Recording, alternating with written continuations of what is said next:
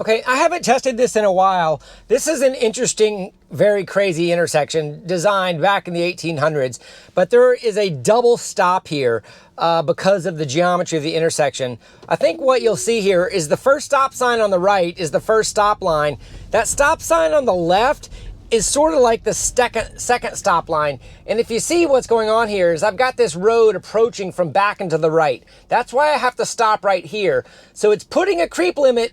Look at the creep limit jumping around. That is actually a good creep limit location, but look, whoa, it turned it off before it could see. So that was interesting that it put the creep limit in the right spot, but that it didn't use it when it needed it. I'm gonna do that a few more times. Okay, we've got the same setup. Let's see what it does again. It's got the left blinker on. It should stop at this stop line, which it seems to be honoring. It is. And it's got a media network out there that it could use. And there's the creep limit. That is a good spot, but it needs to slowly go to that creep. Now look, the creep limit disappeared. So that is what I don't understand. And this geometry is being mapped accurately now. So it needs to kind of go to right about here and then proceed because of that second stop sign and also because of the visibility. So I'm not sure why that creep limit is disappearing and it's proceeding without adequate visibility. I'll do it one more time. All right, here's the third attempt at this double stop sign intersection here. I'm really glad with how it's mapping the geometry. It is very complex, but it is getting it right. This stop sign is appropriate. That creep limit right there is appropriate, but it needs to creep all the way to it before it proceeds. And it's not doing that. It's making the creep limit disappear too early and then proceeding without adequate visibility. So this kind of gets into the occupancy network question of whether or not it's projecting things in lanes that it can't see, because that is a scenario where I think it should have projected traffic coming. All right, I'm gonna try it from a different angle.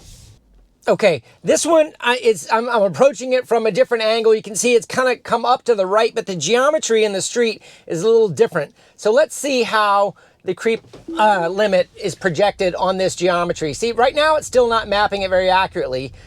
I'm kind of in the middle of the lane here. There's the stop sign. It is stopping appropriately, but it's, oh, look where it put the creep limit there. That's not accurate at all. It's kind of crisscrossing the street. Oh, now it's starting to jump in there.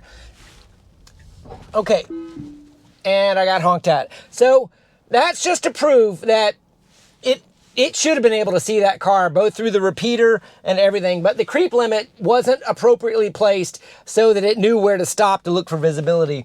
I'll try to do this street one more time.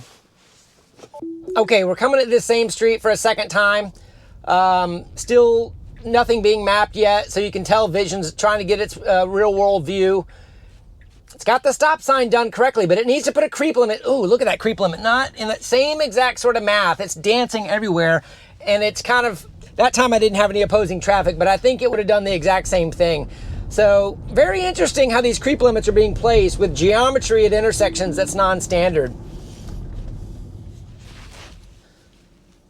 Okay, this is the exact same intersection, but I'm coming at it from an intersection that has got a 90-degree angle.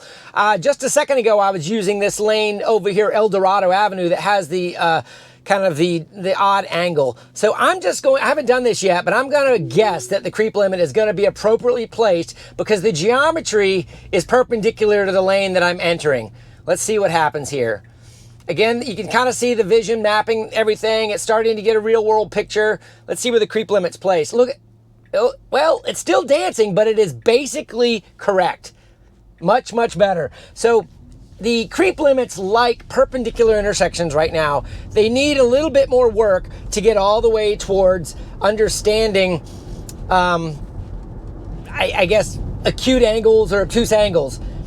At this intersection from the last direction that is not perpendicular. So you can see here I'm approaching and I have a stop sign to the right and then I've got to scoot out for that visibility. Now this visibility is a little bit better than over here to the left on McGurt's Boulevard because of the angle of approach. So, but what I want to also see here is another acute angle creep limit line being projected.